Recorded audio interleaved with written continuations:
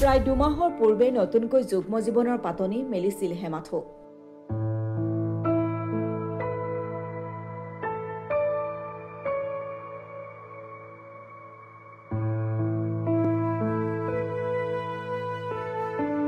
সুখৰ সংসাৰ গঢ়াৰ সপোন লৈ হাতে হাত ধৰাৰ সময়তে কালমানিশা নামি আহিল এটা দাম্পত্যৰ জীৱনলৈ।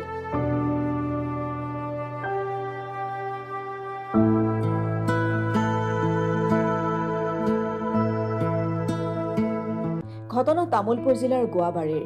বিবাহৰ প্ৰায় দুমাহৰ পিছতেই স্বামী লিটন সাহা আক্ৰান্ত হল মগজুৰ এক জটিল ৰোগত।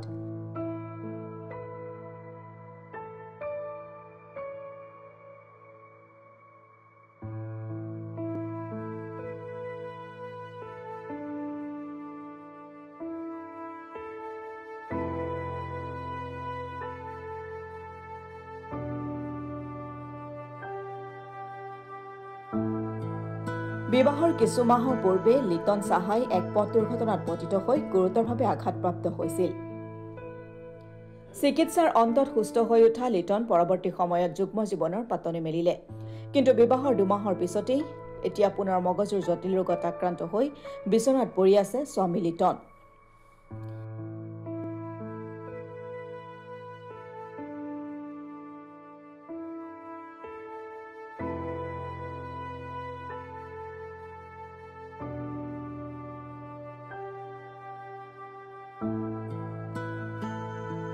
চিকিৎসকৰ মতে লিটন পুনৰ সুস্থ হৈ উঠিব লাগিলে অতি শীঘ্ৰে মূৰৰ অপাৰেশ্যন কৰিব লাগিব। কিন্তু অপাৰেশ্যনৰ বাবে প্ৰয়োজন প্ৰায় 7 লক্ষাধিক টকা। দৰিদ্ৰ পৰিয়ালটোৰ লিটনক সুস্থ কৰিবলৈ পৰিয়ালৰ হাতত নাই ধন। চিকিৎসকৰ এই কথাৰ পিছতে এতিয়া চিন্তিত হৈ পৰিছে পৰিয়ালৰ লোক। সেয়ে পৰিয়াল আৰু তেওঁৰ নবোৱাৰীয়ে অসমবাসী ৰাইজৰ লগতে মুখ্যমন্ত্ৰী ডক্টৰ হিমন্ত বিশ্ব শৰ্মা, BTRৰ স্বাস্থ্য বিভাগৰ কাৰ্যবাহী সদস্য অৰূপ কুমাৰ দেৰ লগতে সকলোকে অনুৰোধ জনাইছে যে সামৰ্থ্য অনুযায়ী কিছু আৰ্থিক সহায় কৰিবলৈ।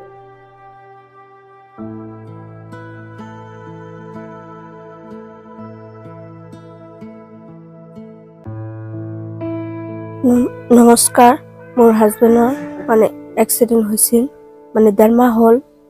পিছত মূৰত ব্লাড জমা হৈছে। পিছত সেইকাৰণে আপোনালোকৰ সহায় চাইছোঁ।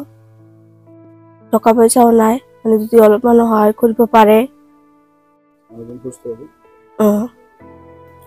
মানুহজন সুস্থ হ'ব, সেইকাৰণে কৈছোঁ আপোনালোকে যদি অলপমান সহায় কৰিব পাৰে তেতিয়া মানুহটো সুস্থ হ'ব। ডিচেম্বৰৰ 10 তাৰিখে বিয়া হৈছে, 2 মাহ হ'ল। এনেকুৱা প্ৰব্লেমটো হৈ আছে। এক্সিডেণ্ট আগতে হৈছে, আগষ্টৰ 10 তাৰিখে এক্সিডেণ্টটো হৈছে। তেতিয়া ঠিকে আছিল, অলপমান মাজতে ঠিকে আছিল। কিন্তু ডিচেম্বৰৰ 10 তাৰিখৰ বিয়া হ'ল যে পিছত ব্লাডটো জমা হৈ আছিল যে এতিয়া প্ৰব্লেমটো দি আছে, বাঢ়ি গৈছে। সেইকাৰণে কৈছোঁ আপোনালোকৰ সহায় চাওঁ, মানুহটো সুস্থ হওক। মুখ্যমন্ত্ৰী হিমন্ত বিশ্ব শৰ্মা জনাইছোঁ অলপমান সহায় কৰক। টকা পইচাটো এনেও যদি সহায় কৰিব পাৰে সুবিধা হ'ব। লগতে আমাৰ অঞ্চলত যিমান মানুহ আছে কৰিব অনুৰোধ জনাইছোঁ। 2 মাহ।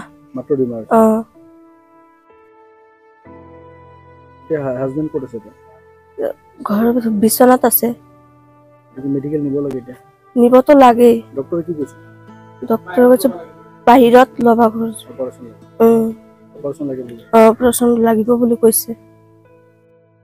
আমাৰ ভাইটিটোৰ আপোনাৰ আগষ্টত 9 তাৰিখত এক্সিডেণ্ট হৈছিল, বাইক লৈ পেলাই বাঙালীপাৰাত। পিছত আপোনাৰ হেৰি হ'ল, আমি ডাক্তৰ তাত লৈ গ'লোঁ, GMCত লৈ গ'লোঁ। GMCত হেৰি কৰলা, কয় কি এইটো SSR কৰলা, কয় মাথাত অলপ ব্লাড জমা আছিল, এইটো মেডিচিন খালি ঠিক হৈ যাব বোলে ক'লাক। পিছত তাৰ পৰা ৰিলিজ দিলাক, লৈ আহিলোঁ ঘৰত। লোৱাৰ পিছত আৰু নেক্সট বাৰ মাথাতে বিষালাক, আৰু ডাক্তৰত লৈ গ'লোঁ। ঔষধ চৌষধ খালাক, ঠিক হৈ গেল। ঠিক হৈ এনেকৈ চলা ফেৰা খাই আছে, চলি আছে। পিছত আৰু আমি ভাবছোঁ ভাল হৈ গৈছে বুলি ভাবিছোঁ। পিছত আৰু বিয়াটো আৰু ঠিক ঠাক কৰি বিয়া পাতি দিলোঁ তাৰ ডিচেম্বৰৰ 10 তাৰিখত।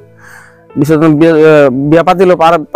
বিয়া পাতাৰ পিছত নেক্সট বাৰ আৰু অসুবিধা দেখা দিলাক, কি একদিন নাকেদি মুখেদি ব্লাড আই গেল আর পিছত আৰু নেক্সট বাৰ হেৰি কৰি পেলাই ডাক্তৰ লৈ গ'লো ডাক্তৰৰ তাৰপিছত চিকিৎসা কৰাৰ পিছত ডাক্তৰে ক'লা কি এইটো অপাৰেশ্যন কৰিব লাগিব অপাৰেশ্যন কৰিলে ইমান টকা লাগিব মানে 7 লাখ টকা লাগিব এতিয়াতো আমিতো আৰু মানে গৰীব মানুহ ধৰকচোন ইমান এতিয়া পইচা পাতি নাই আমাৰ তাতে যি আছিল মোৰ খৰচা পাতি হৈ গ'ল অলপ চলপ পইচা আছিল পিছত এতিয়া মই চিকিৎসা কৰাৰ পইচা নাই এতিয়া মানে সকলোকে আমি অনুৰোধ জনাইছো যে অলপ সকলে অলপ সহায় কৰে আৰু মুখ্যমন্ত্ৰী ডাঙৰীয়াকো মানে অনুৰোধ জনাইছো অলপ যদি বাইক অলপ বাঁচায় সহায় কৰে যদি বিয়া বেছি দিন ডিচেম্বৰৰ 10 তাৰিখে বিয়া গেছে 2 মাহ মান হ'ব বাৰু ল'ৰাটো বাচিলে যাতে পৰিয়ালটো বাচি যায় নতুনকে বিয়াটো কৰিছে ল'ৰাজন বৰ অসুস্থ হৈ আছে মানে ভাবছিল বাহিৰত লৈ যাম এতিয়া মানে পইচা পাতি নাই সবে যদি অলপ সহযোগিতা কৰে মুখ্যমন্ত্ৰী ডাঙৰীয়া যদি অলপ সহযোগিতা কৰে তেনেহ'লে মানুহটো বাচে অৰূপ কুমাৰ বিটিআৰ অৰূপ কুমাৰ দিয়কো আমি অনুৰোধ জনাইছো অলপ যদি সহায় কৰে আৰু এইটো আমাৰ বোৱাৰীটো ভাই বোৱাৰীটো হেমন্ত বিশ্ব শৰ্মাক মানে অলপ অনুৰোধ জনাইছো যদি আমাক পৰিয়ালটো অলপ বচাই দিয়ে ভাইটোক হেৰি কৰি দিয়ে তেনেহ'লে আমি অলপ হেৰি হ'লো আমাৰ এই আপোনাৰ গুৱাহাটী বজাৰ মানে মহেন্দ্ৰনগৰ গাঁৱৰ নাম তামুলপুৰ থানা ডোঙৰগাঁও পোষ্ট অফিচ জিলাটো তামুলপুৰ ডিষ্ট্ৰিক্ট একাউণ্ট নম্বৰ হৈছে 50210001191706 IFSC NEFSF 0000126 নম্বৰৰ একাউণ্ট যোগে অথবা স্কেনাৰ যোগেও কিছু সহায় কৰিব পাৰে দুৰ্ভগীয়া পৰিয়ালটোক ওচৰ চুবুৰীয়া হিচাপে সেই পৰিয়ালটোৰ ল'ৰাজনৰ যাতে মূৰৰ যিখিনি তেজ জমা হোৱা সেই তেজ জমা হোৱা সেই ল'ৰাজনৰ এইখিনি সকলো অসমবাসীয়ে যাতে আৰ্থিক যিখিনি তাৰ বাবে প্ৰয়োজন হোৱা ধন সকলোৱে হাত জোকাৰি যাতে এই অপাৰেশ্যনটো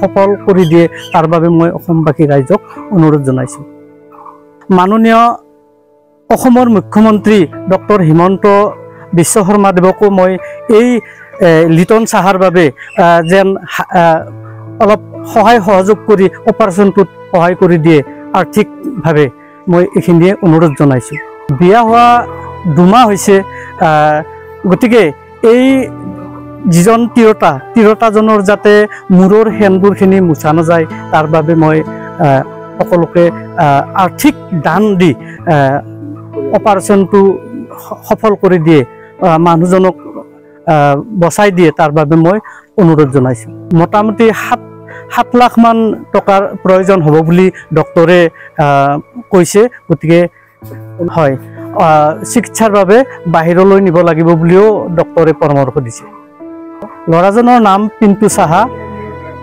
এইখিনি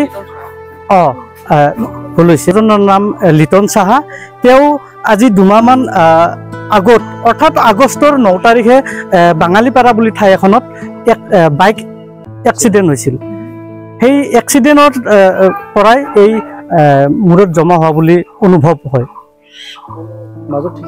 মাজত ভালকৈ কামো কৰিছিলে দোকানো কৰিছিলে তাৰপিছত ভাল হোৱা দেখা পাই গৃহস্থই বিয়া পাতি দিলে হয় এতিয়া নতুনকৈ তেওঁৰ এই মূৰৰ বিষ আৰু নাকেৰে তেজ ওলোৱা দেখা দিছে মই সকলো ৰাইজক অসমবাসী ৰাইজক অনুৰোধ জনাইছোঁ যাতে তেওঁৰ এই মূৰৰ অপাৰেশ্যনটোত হাত জোকাৰি আৰ্থিকভাৱে সহায় কৰি পৰিয়ালটো বচাই লগতে এই তিৰোতাজনীৰ যাতে মূৰৰ সেন্দুৰখিনি মুচি নিদিয়ে তাৰ বাবে মই অসমবাসী ৰাইজক অনুৰোধ জনাইছোঁ আমি এতিয়া যোনটো ঘৰত উপস্থিত আছোঁ এয়া হৈছে মহেন্দ্ৰনগৰ গাঁৱৰ গুৱাহাটী বজাৰৰ কাষতে ঘৰটো লিটন চাহাৰ ঘৰ আমি ইতিমধ্যে জানিবলৈ পাইছোঁ এই ল'ৰাজন প্ৰায় 6 মাহ মান আগতে এটা এক্সিডেণ্ট হৈছিলে বাইকৰ লগত তো এক্সিডেণ্ট হোৱাৰ পিছত ল'ৰাজন ভাল হোৱাৰ পিছত প্ৰায় 2 মাহ মান আগতে ল'ৰাজনে বিয়া পাতিলে এতিয়া বিয়া পাতাৰ পিছত পটককৈ মানে তাৰ এটা বেমাৰে দেখা দিলে যে নাকে মুখে দি ব্লাড ওলায় পিছত পৰিয়ালৰ লোকে তাক ডক্টৰ তাতে লৈ গ'লে ডক্টৰ তাতে লৈ যোৱাৰ পিছত বিভিন্ন ধৰণৰ পৰীক্ষা নিৰীক্ষা কৰি ডক্টৰে জনালে যে তেখেতৰ ব্ৰেইনত ব্লাড জমা হৈ আছে আৰু খুব সোনকালে তেখেতক এটা অপাৰেশ্যন কৰিব লাগে অপাৰেশ্যনৰ কাৰণে বাহিৰত লৈ যাব লাগে ডক্টৰে টাৰ্গেট দিলে প্ৰায় 6 পৰা 7 লাখ টকা খৰচ হ'ব গতিকে এতিয়া আমি আহি উপস্থিত হোৱাৰ কাৰণটো এটোৱে যে ফ্যামিলিটো আৰ্থিকভাৱে খুবেই দুৰ্বল গতিকে আমি সমাজৰ হৈ বা ফ্যামিলিটোৰ হৈ সমাজৰ ফালৰ পৰা সকলো ৰাইজকে অনুৰোধ জনাইছো আমি আপোনালোকৰ সংবাদ মাধ্যমৰ যোগেদি আমি স্কেনাৰ এটা দিব বিচাৰিছো যাতে সকলোৱে অলপ সহায় সহযোগ কৰি আমি এই পৰিয়ালৰ ওচৰত থিয় হৈ যাতে পৰিয়ালৰ এই ল'ৰাজনক আমি যাতে অলপ উন্নত চিকিৎসা কৰাই যাতে ইয়াতে যে নতুনকৈ দাম্পত্য জীৱন আৰম্ভ কৰিলে যাতে জীৱনটো সুখময় হয় বা ল'ৰাজনক যাতে আমি সুস্থ কৰি তুলিব পাৰো তাৰে চিন্তা চৰ্চা কৰি আমি আজি ইয়াতে উপস্থিত হৈছো মই আমাৰ অসমৰ সন্মানীয় মুখ্যমন্ত্ৰী হিমন্ত বিশ্ব শৰ্মা দেৱৰ লগতে আমাৰ বিটিআৰৰ স্বাস্থ্য বিভাগী শ্ৰদ্ধাৰ অৰূপ কুমাৰ দে মহোদয়ক অনুৰোধ জনাইছো যদি চৰকাৰৰ ফালৰ পৰা যদি এই ফ্যামিলিটোক কিবা এটা সহায় কৰে আমি খুব আনন্দিত হম আৰু এই পৰিয়ালে যথেষ্ট সহায় পাব বুলি আশা কৰো